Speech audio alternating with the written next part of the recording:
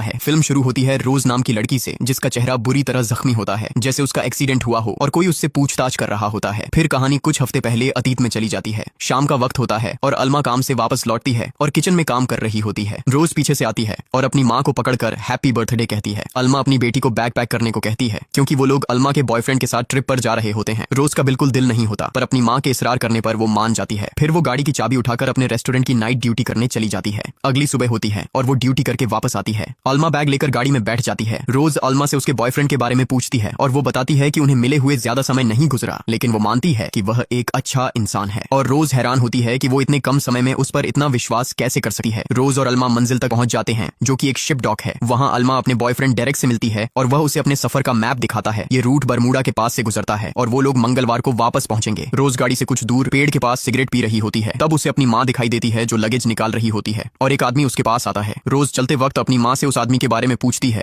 और अलमा बताती है कि वो उससे सिर्फ यह पूछ रहा था कि वो कहाँ जा रहे हैं। आखिर रोज डेरेक से मिलती है और वो उसे बताता है कि यह एक सेकंड हैंड बोट है और उसने इसे सफर के लिए खरीदा है। अब वो बोट पर अलमा का बर्थडे सेलिब्रेट करते हैं। डेरेक अलमा को एक शर्ट और रोज को एक चाकू देता है। रोज उससे उसकी नौकरी के बारे में पूछताछ करती है और वह बताता है कि पहले वह पुलिस में था और अब प्राइवेट सिक्योरिटी कंसल्टेंट है। उसके बाद डेरेक रोज को बोट चलाना सिखाता है और अलमा उनकी तस्वीरें लेती है, लेकिन अचानक रेलिंग से टकराने पर वे पानी में गिर जाते हैं। डेरेक रोज को कंबल और फर्स्ट एड किट लाने के लिए भेजता है। वहाँ रोज की नजर राइफल्स और गन्स पर पड़ती है जिसे देखकर वह थोड़ा चौंक जाती है, लेकिन फिर सिर्फ कंबल और फर्स्ट एड किट लेकर बाहर आ जाती है। डेरेक ने अलमा को पानी से बाहर निकाल लिया होता है और रोज अलमा को कंबल करवाती है। फिर वे देखते हैं कि मौसम खराब हो रहा है और नीचे केबिन में चले जाते हैं। अलमा ने पहले कभी बोट का सफर नहीं किया होता तो वह वापस घर जाने की जिद करती है, पर डेरेक उसे तसल्ली देता है कि कल तक सब ठीक हो जाएगा। अगली सुबह रोज ऊपर आती है और देखती है कि मौसम वाकई ठीक हो गया है और उसकी माँ आराम से शराब पी रही होती है। वह अपनी माँ से कहती है कि उसे वापस जाना है, पर अलमा कहती है कि यह बहुत हसीन जगह है और उसे भी मजा करना चाहिए। फिर डेरेक भी आ जाता है और रोज उससे राइफल्स के बारे में पूछती है। डेरेक बताता है कि उसने गन्स हिफाजत के लिए रखी है और इसके अलावा उसे गन्स का शौक भी है। रोज कहती है कि उसे राइफल चलानी है और डेरेक खुशी खुशी उसे राइफल चलाने देता है और उसकी परफॉर्मेंस की तारीफ भी करता है। रोज को एक लैपटॉप मिलता है और उस पर वह देखती है कि उनके शो हो रहा है। फिर वह ऊपर जाकर बाइनोक्यूलर से उस बोट को ढूंढती है। अलमा और डेरेक ड्रिंकिंग में मशगूल होते हैं और वे रोज को भी बुलाते हैं। रोज एक ड्रिंक पीकर डीली पड़ जाती है और अपने बेड पर जाकर सो जाती है। जब वह उठती है तो उसे कुछ शोर सुनाई देता है। वह निकलकर देखती है कि एक बोट आ रही होती है और सीधा उनकी बोट में घुस जाती है। फिर कुछ आदमी उनकी बोट पर घुस आते हैं और वे डेरेक से कुछ मांग रहे होते हैं। अलमा उन्हें चले जाने को कहती है तो वे अलमा को जख्मी कर देते हैं। ये वही आदमी है जो शुरुआत में अलमा को कार के पास मिला था। डेरेक सिर्फ यही बात कर रहा होता है कि वह नहीं जानता कि वे लोग क्या कह रहे हैं। अलमा रोज को देखती है और उसे छिपे रहने को कहती है। फिर वे लोग अलमा को शूट कर देते हैं और डेरेक के कंधे पर भी गोली लगती है और वह पानी में गिर जाता है। वे केबिन में अपनी चीज ढूंढने आते हैं और रोज डरी हुई गन के साथ छिपी होती है। जब उन्हें कुछ नहीं मिलता तो वे बोट को आग लगाकर चले जाते हैं। रोज बाहर निकलती है और सबसे पहले फायर एक्सटिंग्विशर से आग बुझाती है। फिर अपनी माँ की डेड बॉडी देखकर सदमे में चली जाती है। अब उसे समझ नहीं आता वह क्या करे। बोट बुरी तरह जल गई होती है और इंजन भी काम नहीं कर रहा होता है। वह इंजन ठीक करने की कोशिश करती है पर ना। फिर उसे पानी में एक आवाज सुनाई देती है। डेरेक अभी भी जिंदा होता है और रस्सी के साथ बंधा हुआ होता है। वह उसे ऊपर खींचती है और पानी पिलाती है। वह एक डिवाइस उसके पास लाती है और पूछती है कि यह क्या करती है, पर डेरेक उसे बेकार कहकर बात टाल देता है। दरअसल उस डिवाइस से सैटेलाइट को सिग्नल भेजा जाता है। डेरेक उसे सेल बांधने और आगे बढ़ने के लिए कहता है। बार बार कोशिशों के बाद वह आखिरकार सेल बांधने में कामयाब हो जाती है। अगले दिन डेरेक रोज को बैंडेज करने के लिए बुलाता है। डेरेक उसे किसी भी कीमत पर बोट शुरू करने को कहता है और फिर बेहोश हो जाता है। रोज अपनी तरफ से कोशिश करती है पर नाकाम रहती है। उसकी नजर कुछ तस्वीरों पर पड़ती है। इन तस्वीरों में डेरेक उन्हीं आदमियों के साथ होता है जिन्होंने उस दिन बोट पर अटैक किया था। इसका मतलब था कि डेरेक उनसे झूठ बोल रहा था। रोज चुपके से जाकर डेरेक के हाथ बोट से बांध देती है और उसकी सेफ्टी नाइफ भी ले लेती है, लेकिन कुछ देर बाद डेरेक अपनी जगह से गायब होता है और नीचे केबिन में पहुंच जाता है। रोज उससे उन आदमियों के बारे में पूछती है और वह कहता है कि वे राक्षस हैं और जितना कम जाने उतना बेहतर है। डेरेक इंजन ठीक करने की कोशिश करता है और उसे बातों में उलझाए रखता है। इंजन ठीक नहीं होता और अब उनका आखिरी सहारा था सी ब्रीज और एक छोटी सी सेल। वे 2 दिन से पानी में सेल कर रहे होते हैं और तीसरे दिन रोज की नजर एक आइलैंड पर पड़ती है और डेरेक से बिना पूछे वह आइलैंड की तरफ बोट घुमा देती है। अब एक सेल के साथ वे लोग किनारे पर नहीं पहुंच सकते थे तो डेरेक राफ्ट इस्तेमाल करने को कहता है। वे दोनों राफ्ट में बैठ जाते हैं और डेरेक उसे चप्पू चलाने को कहता है क्योंकि उसका एक हाथ गोली की वजह से बेकार हो गया होता है। रोज तेजी से चप्पू चलाना शुरू कर देती है लेकिन उसका एक चप्पू पानी में चला जाता है। उसे पकड़ने के चक्कर में वह पानी में गिर जाती है। डेरेक तुरंत पानी में कूदा है और जैसे तैसे करके रोज को किनारे तक खींच कर ले जाता है, लेकिन रोज सांस नहीं ले रही होती। फिर वह उसे सीपीआर करके वापस होश में लाता है। जब वह होश में आती है तो आसपास कोई नहीं होता। डेरेक एक छोटी सी गुफा में होता है और वहाँ पीने का पानी भी होता है। रोज भी पानी पीती है। रोज और डेरेक उस खाली आइलैंड पर चल रहे होते हैं तो रोज डेरेक को वापस चलने को कहती है, पर शाम होने वाली होती है और अंधेरे की वजह से डेरेक एक रात रुकने को कहता है। रोज राफ्ट में जाकर लेट जाती है और डेरेक बाहर आग लगाकर बैठ जाता है। रोज को नींद नहीं आती और वह भी डेरेक के पास बाहर बैठ जाती है और यहीं डेरेक की असलियत खुलती है। वह उसे बताता है कि वह ईमानदार पुलिस अफसर था। 10 साल उसने पुलिस में गुजारे लेकिन उसे उससे कोई फायदा नहीं हुआ। उसकी बीवी उसे हारने वाला समझकर छोड़ गई थी। फिर उसने बुरे लोगों के साथ काम करना शुरू कर दिया और खूब पैसा कमाया। ये लोग खूबसूरत लड़कियों की तस्करी करते थे। उसने उनसे आगे निकलने की कोशिश की और एक कीमती सामान चुरा लिया था। उस रात बोट पर कप्तान के लोग आए थे और उसी में उसकी माँ मारी गई। वह जानता था कि उसकी माँ बहुत नरम दिल की औरत है और उसने यह ट्रिप भी इसी वजह से लिया था ताकि वे एक साथ समय गुजारें। डेरेक उसे बताता है कि उसने गांठ बांधने में गलती की थी और बहाने बहाने से सिखाने के चक्कर में उसका हाथ बांध देता है। रोज की नजर फिर उस डिवाइस पर पड़ती है जिसे उसने बेकार कहा था। वह उससे पूछती है कि अगर यह बेकार है तो उसने अभी तक क्यों रखा हुआ है। अब डेरेक उसे बताता है कि यह SOS सिग्नल सैटेलाइट को भेजता है और इस तरह उनकी लोकेशन पता चल सकती है, पर वह ऐसा नहीं करेगा क्योंकि उसे रोज से पहले निपटना है। यह सुनते ही रोज के कान खड़े हो जाते हैं और अब उसे समझ आता है कि डेरेक क्या करना चाहता है। वह उसे मुक्का मारकर उसकी गन निकाल लेती है। वह उस पर गन तानकर उससे डिवाइस एक्टिवेट करने को कहती है, लेकिन डेरेक नहीं मानता और वह ट्रिगर दबा देती है। गन का मैगजीन डेरेक ने पहले ही निकाला, गन से कोई गोली नहीं निकलती। डेरेक रोज पर हमला करता है और उनकी हाथापाई हो जाती है। रोज जैसे तैसे बच निकलती है। डेरेक गन लोड करके उस पर गोलियां चलाता है, लेकिन रोज फिर भी बच जाती है। अब रोज रात के अंधेरे में डेरेक से भाग जाती है और अपनी रस्सी खोलकर एक जगह छिप जाती है। सुबह होते ही वह प्लान करती है कि वह राफ्ट किनारे से लेकर बोट पर चली जाएगी, लेकिन डेरेक ने उसका पीछा अभी तक नहीं छोड़ा होता। वह जैसे ही नीचे उतरती है और राफ्ट को देखने जाती है तो डेरेक उस पर फायरिंग कर देता है। वह फिर भी नहीं रुकती और पानी में भागते हुए राफ्ट की तरफ बढ़ती है। उतने में डेरेक पेड़ से गिर जाता है। रोज उसकी तरफ ये देखने के लिए बढ़ती है कि वह जिंदा है या मर गया, तो डेरेक अचानक उठकर उसे चाकू से मारना शुरू कर देता है और एक चाकू उसे लग भी जाता है। फिर रोज एक पत्थर उठाकर उसके सिर पर मारती है और उसके बैग से वह डिवाइस उठाती है, लेकिन उसे डिवाइस एक्टिवेट करना नहीं आता। वह रोज से कहता है कि वह उसके बिना डिवाइस एक्टिवेट भी नहीं कर सकती। रोज उसे छोड़कर वापस बोट पर चली जाती है और अपने जख्मों की मरहम पट्टी करके सो जाती है। अगली सुबह वह उठकर देखती है कि बोट में सारा पानी भर गया है और वह डूब रही है। कुछ जरूरी सामान उठाकर वह राफ्ट में शिफ्ट हो जाती है। वह अपनी माँ की बॉडी में रखने लगती है, लेकिन वह बॉडी पानी में गिर जाती है। फिर रोज अपनी माँ को अंतिम अलविदा कहकर पानी में डुबा देती है और जोर से रोना शुरू कर देती है। अब उस राफ्ट में 2 दिन तक वह तैरती रहती है और उसे पता नहीं होता कि उसे क्या करना है। तीसरे दिन उसकी नजर एक बोट पर पड़ती है। वह एक फ्लेयर मारती है, लेकिन शायद सूरज की तेज रोशनी की वजह से वह दिखाई नहीं देता और वह बोट चली जाती है। रात को वह बोट उसे बचाने के लिए वापस लौटती है। जब वह बोट पर आती है तो वहाँ का माहौल उसे ठीक नहीं लगता। सबके हाथ में बंदूकें होती हैं। इन सब लोगों की बातों से उसे मालूम होता है कि ये लोग कप्तान के लोग हैं और यह शिप कप्तान की है। वह कोई रिएक्शन नहीं देती और उसके बाद वह उसे एक कमरे में ले जाता है और वहाँ उसे खाना देता है। वहाँ एक लड़की टबैथा नशे की हालत में पहुंच जाती है। एक आदमी आकर उसे तुरंत ले जाता है। इससे रोज और चौकन्नी हो जाती है कि यहाँ और भी लड़कियां होंगी और अगर डेरेक की बात सही है तो ये लोग लड़कियों की स्मगलिंग करते हैं। रोज नहाने जाने का जोर देती है। नहाने के बाद वह अच्छी तरह तैयार होती है और कप्तान को ढूंढने निकल पड़ती है। वहाँ एक आदमी के आसपास भीड़ जमा होती है और वह उस आदमी से पूछती है कि क्या वह कप्तान है। उसके जवाब के बाद रोज उससे बातें करने लगती है और उसके पास जाने की कोशिश करती है। मौका मिलते ही वह उसके सिर पर वार करती है और वह मर जाता है। वह तुरंत वहाँ से गायब होकर टबैथा के पास पहुंच जाती है। दूसरी तरफ कप्तान के आदमी कप्तान की लाश देखकर चौंक जाते हैं और अलर्ट जारी कर देते हैं। इधर रोज टबैथा से गनों के बारे में पूछती है और वह बताती है कि गनें इंजन रूम में होती हैं और वह यह भी बताती है कि यहाँ और भी लड़कियों को ड्रग देकर रखा हुआ है और कोई भी तुम्हारी मदद नहीं कर सकता। फिर रोज इंजन रूम में जाती है और एक गन उठा लेती है। पीछे से कप्तान का आदमी आ जाता है और रोज उसे मार देती है। फिर वह लड़कियों को छुड़ाने के मिशन पर निकल जाती है और रास्ते में जो भी आता है सबको खत्म कर देती है। एक औरत भी होती है जिससे उसकी लड़ाई होती है, लेकिन वह आखिर में उसे भी मार देती है। रोज का आमना सामना कप्तान के सबसे ताकतवर आदमी से होता है जो उसे गले से उठाकर मार रहा होता है। रोज उसे चालाकी से चकमा देकर मार देती है। अब रोज एक कमरे में पहुंचती है जहां बहुत सारी लड़कियां कैद होती हैं, लेकिन उन्हें आजाद करने से पहले कप्तान के क्रू का आखिरी आदमी उस पर गन तान देता है। माहौल बहुत तनावपूर्ण हो जाता है, लेकिन तभी टबैथा पीछे से आती है और उसके सिर पर सिलेंडर मार देती है। रोज उसे गन छीनती है और उसे शूट कर देती है। फिर रोज रेडियो रूम में जाती है और मदद का सिग्नल भेजने के लिए निकलती है, पर वहाँ उसका सामना डेरेक से होता है। उसे देखकर वह हैरान रह जाती है कि वह कैसे जिंदा है। उसने तो आइलैंड पर उसे बताता है कि उसने आइलैंड से निकलने के लिए उस डिवाइस का इस्तेमाल किया और कप्तान से तुम्हारे बदले में डील की। उसने कप्तान के साथ एक जबरदस्त प्लान बना रखा था जिसे रोज ने बिगाड़ने की कोशिश की और अब कोई उसे बचा नहीं सकता। वह रोज को पीटना शुरू कर देता है। रोज हंसना शुरू कर देती है और बताती है कि उसने कप्तान को मार दिया है। यह सुनकर डेरेक उसे जोर से मारता है और वह सीढ़ियों से गिर जाती है। वह गन लेकर उसकी तरफ बढ़ता है, पर रोज वहां से फरार हो चुकी होती है। वह उसके खून के निशान के पीछे चलने लगता है और अचानक रोज केमिकल का धुआं छोड़ देती है जिससे डेरेक तुरंत गिर जाता है। रोज फिर चाकू से उसे मार देती है। अब वह सुकून की सांस लेती है कि कप्तान के सारे आदमी मारे जा चुके हैं। तभी टबैथा आ जाती है और रोज को बाहर कुछ दिखाने ले जाती है जहां उसे पोर्ट दिखाई देता है। सारी लड़कियां अपने घर वापस जाने पर बहुत खुश होती हैं। मूवी वापस उसी सीन पर आती है जहां से शुरू हुई थी। पुलिस ऑफिसर जो रोज से पूछताछ कर रहा होता है उसे शाबाशी देता है। वह उसे वापस घर भेजने को कहता है, लेकिन रोज बहुत दुखी होती है और कहती है कि इस दुनिया में उसका कोई नहीं और वह वापस नहीं जाना चाहती। पर ऑफिसर उसे तसल्ली देता है और आने वाले भविष्य के लिए शुभकामनाएं देता है। अगर आप